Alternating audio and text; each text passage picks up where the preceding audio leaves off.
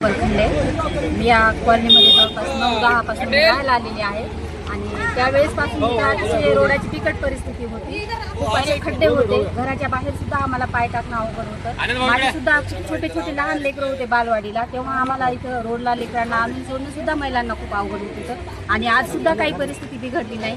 दिवसेंदिवस रस्त्याचे खड्डे खूप खोल गेलेले आहेत आणि सगळ्या सागरनगरमधल्या लोकांना, महिलांना, लहान मुलींना, एवढंच काय तर गर्भवती महिलांची सुद्धा मागच्या वर्षी आमच्या इकडच्या परिसरामध्ये रात्रीला 9-10 वाजता डिलिव्हरी झालेली होती आणि अतिशय पाऊस होता आणि त्या पावसामध्ये 3-4 पुरुष लोकांनी त्यांना धरून नेऊन आणि मला वाटतं आमच्या पलीकडच्या रोडला तिथं 1 जणांच्या दारामध्ये सुद्धा त्या महिलेला थांबवून, म्हणजे शासन एवढं महिलांची जीव घेणे, जे की आमचे मूलभूत हक्क अधिकार आहेत की आम्हाला ह्या बेसिक गोष्टी पाहिजेत, रस्ता, नाली आणि पाणी, आणि त्याच्यामध्ये मेन जे आहे तो रस्ता आहे. तर त्या रस्त्यामध्ये इकडच्या आमच्या लोकांचे खूप हाल झालेले होते इतक्या दिवसामध्ये. आणि आज धम्मदीप या रोड आहे आणि रोडे काकांच्या सहकार्यातून आज आम्ही इथे या रोडचं उद्घाटन आमच्या परिसरात करत आहोत. त्याचा आम्हा सर्व लोकांना खूप खूप आनंद आहे आणि आम्ही त्यांची आभार सुद्धा व्यक्त करतो की त्यांनी या गोष्टीची दखल घेऊन या कार्यक्रमाला सुरुवात केलेली आहे. धन्यवाद. सरगम कॉलनी परभणी या ठिकाणी वास्तव्याला आहे.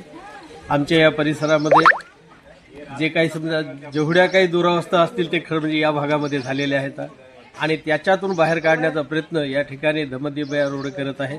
वास्तविक पाहता अमरदीप रोडचं स्वप्न होतं की या भागामध्ये मी चकाचक असे रस्ते करेल आणि त्याच्यातलाच एक भाग म्हणून आज धम्मदीप रोडेंच्या हस्ते या ठिकाणी जरी ते सत्तेवर नसले तरी सुद्धा त्यांचे प्रयत्न सतत चालू आहेत आणि सामान्य जनता सुद्धा त्यांच्या पाठीमागे अशीच खंबीरपणे उभी राहिली.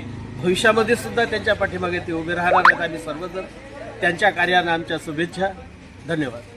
वर्षापासून वार्ड क्रमांक 3 मध्ये बऱ्याचशा कॉलन्या अशा आहेत की अद्याप त्या ठिकाणी रस्ते किंवा नाल्याच्या मूलभूत सुविधा मिळालेल्या नाही आहेत आणि दरवर्षी या ठिकाणी निवेदन जात आलेली आहेत. कमिशनर बदलत गेले, महापौर बदलत गेले, पण इथल्या लोकांची जी परिस्थिती जशाला तशीच राहिली.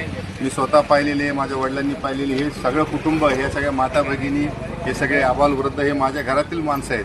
मी यांच्या घरातील सदस्य आहे म्हणून माझं कर्तव्य आहे की यांना येणाऱ्या काळामध्ये कुठल्या पद्धतीने सुविधा देता येईल त्यासाठी अविरत प्रयत्न करत राहणं. या ठिकाणी पावसाळ्यामध्ये जर आपण पाहिलं तर गुडघाभर पाणी राहतं. या ठिकाणी कसल्याच परिस्थितीमध्ये इथली कोणीही कसल्या पद्धतीची आजपर्यंत दखल घेतली नाही. मागच्या वर्षी तर असं झालं की एक माता भगिनी गरोदर होती, त्यांना लेडीजला त्या डिलिव्हरीला जायचं होतं, रस्त्यातच डिलिव्हरी व्हावं लागली. लहान मुलं जेव्हा पावसाळ्यामध्ये शाळेला जातात तेव्हा त्यांच्या आई वडिलांना ते स्कूलच्या भागात त्या मुलांना डोक्यावर घेऊन बसून जावं लागतं.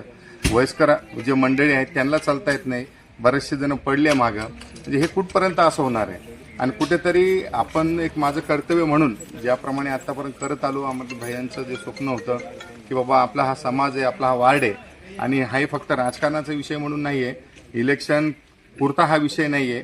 मी घरातील व्यक्ती आहे, मी घरातील सदस्य आहे आणि माझ्या वार्डातील लोकांच्या समस्या कमी करणं हे माझं प्रथम कर्तव्य आहे. ते मी ज्या पद्धतीने करत आलो त्या पद्धतीने पुढेही निश्चितच करत राहणार आणि या गोष्टीचा मला आज कुठेतरी थोडाफार आनंद होतोय की येणाऱ्या पावसाळ्याच्या अगोदर हे काम पूर्ण होईल आणि येणारा पावसाळा तरी निदान आमच्या आता ह्या लोकांना ती परेशानी होणार नाही.